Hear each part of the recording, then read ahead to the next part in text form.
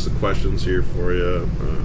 We're gonna kind of real general, kind of life events, your childhood shaped your adulthood, and then we can get into a little bit about myself too, what you've noticed from me and past supervisors. You've been with PPG for 28 years. 28 years. Same department? Same department. I signed this job from day one. I've never moved. Out of all the employees at PPG, I'm the only one that stayed in the department that never moved.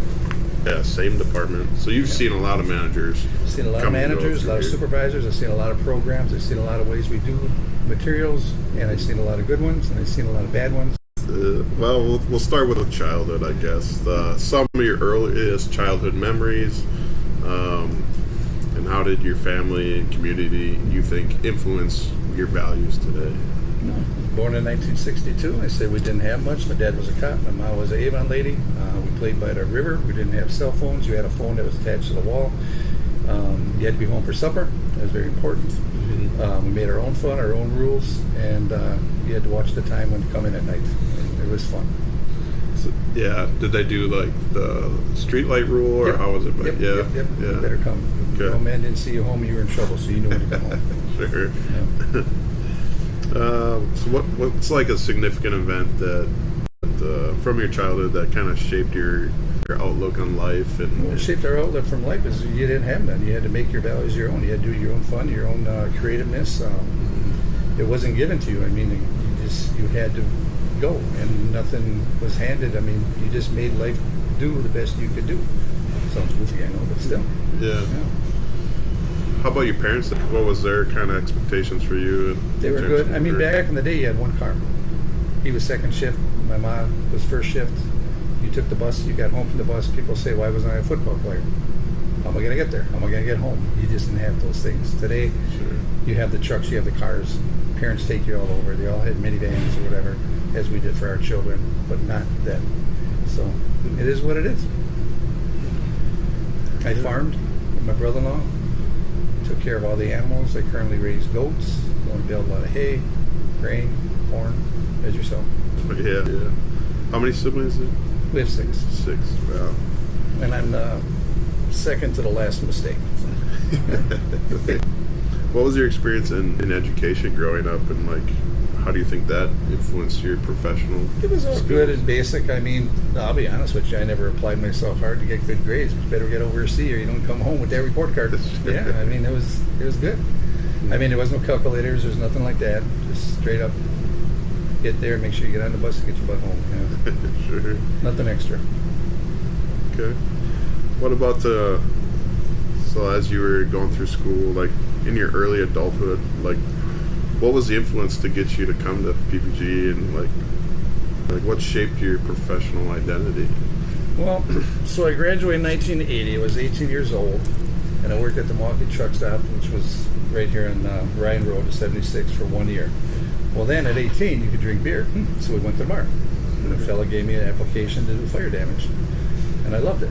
And then I went from there. I went to a lumber yard. I liked that. Then I went to Peace Rate, all with lumber.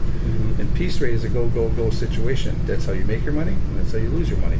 So that was kind of brought up in me along with the farming. You know what I'm saying? You work sun up to sundown. So that's kind of engraved in what we did.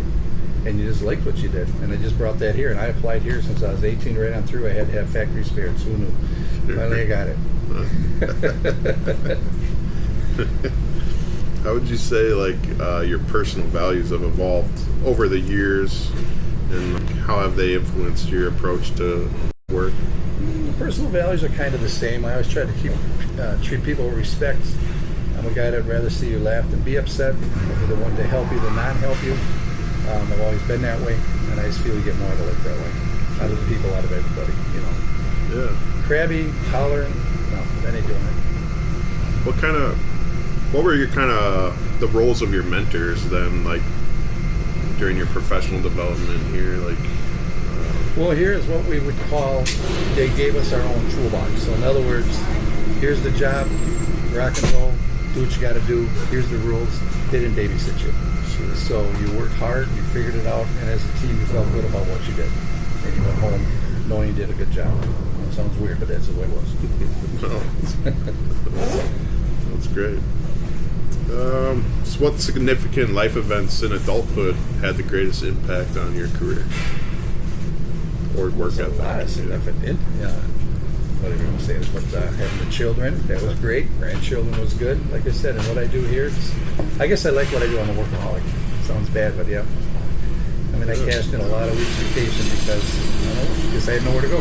Yeah. Not like I do today. How does that differ from like the newer generations coming in, like into PPG here?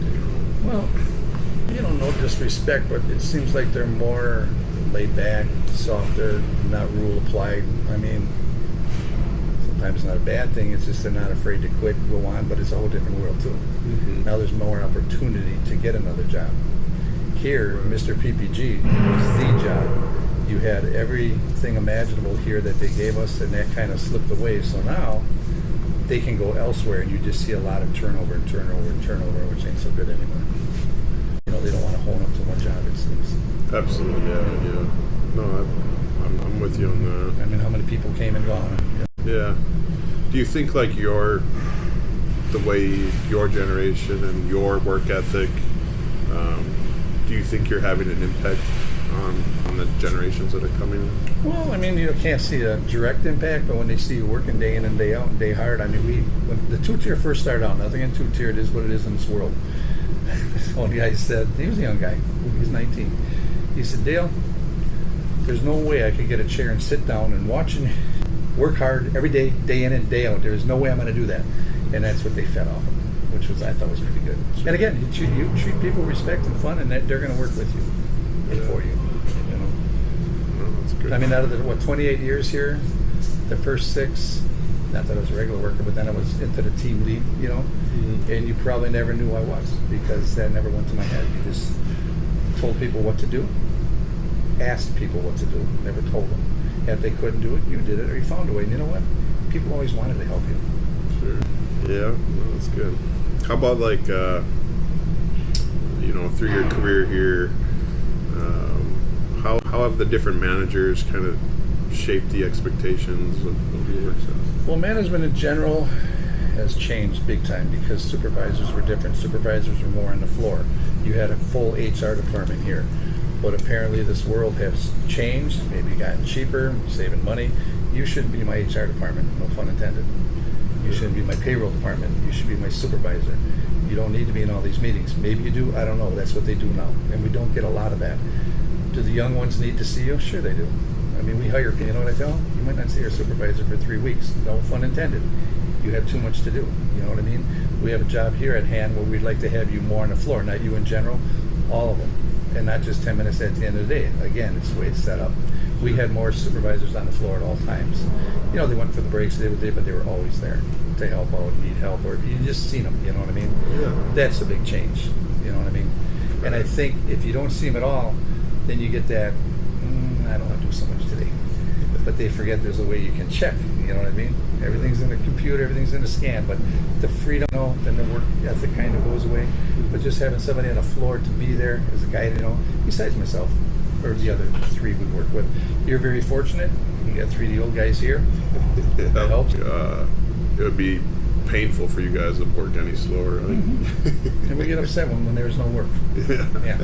Differences you've noticed from me and previous No, supervisors? I mean, all the supervisors are nice. You're a nice guy, but it's the way they have you guys drawn. Yourself, all the other supervisors. When you take you off the floor, how many meetings a guy can have, how many emails you can read, what changes from this day to that day. Maybe general and get down, but I mean, that's not on you. Right. That's where the management changed. Our process has changed. Sometimes daily, Right. sometimes weekly. It would be nice if we could stay to a situation to get it out. And we see the change. I mean, we work with chemicals, people.